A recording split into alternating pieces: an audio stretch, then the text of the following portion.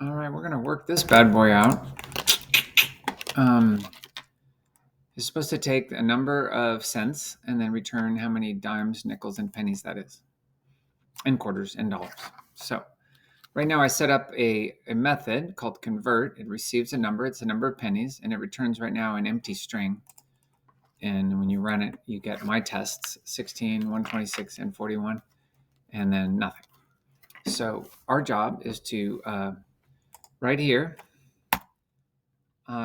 make this thing work. So we're going to make a string, call it temp, and make it an empty string. So don't put a space there, it's empty. And right here,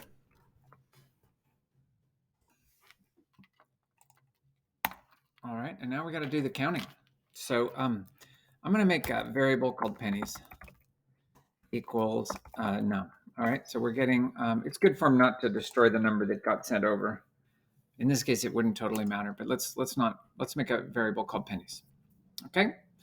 And now we're going to figure out how many dollars in pennies that is. So we're going to say int dollars equals pennies divided by 100. So I want to give you an example. If I did 110 divided by 100, we get 1, right? It throws away any decimal point. So that gives us the right number of dollars. Now we got to get rid of those. So we say pennies equals pennies modulo 100. So what that does is it divides by 100 and gives us the remainder, which is all the pennies that are not part of 100. I'll put a little blank line here. Now we might as well, at this point, say temp plus equals, and we're going to say dollars plus space dollars. And when we throw a new line back so that the next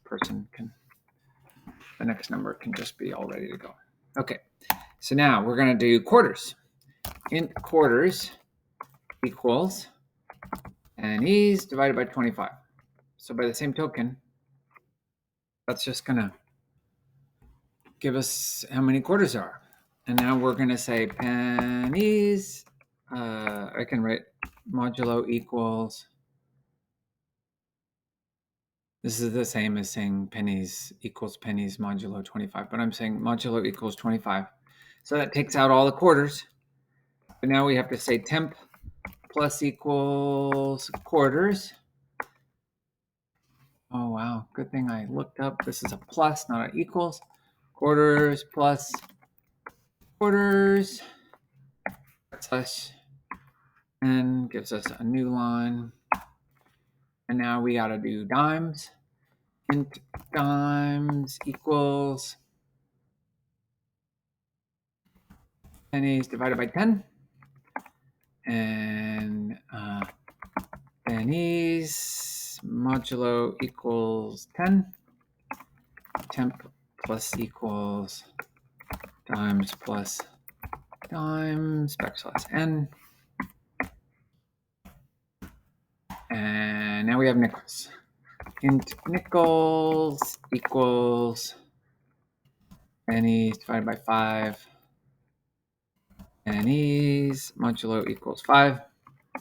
And temp plus equals nickels plus nickels backslash n. And you know what? We can actually just do the variable pennies. We could do it on another line, but we don't have to. Plus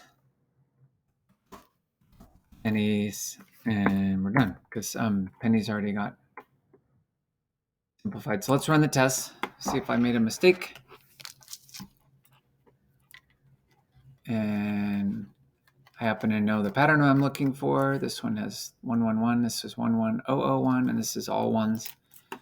And then I need you to come up here and make your own test. So triple click, copy, paste twice, and then come up with another value here that's not my value and put it both here without getting rid of the backslash n, and put it right here and run it. Make sure it works.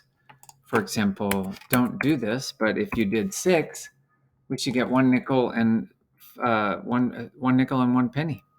So let's just see.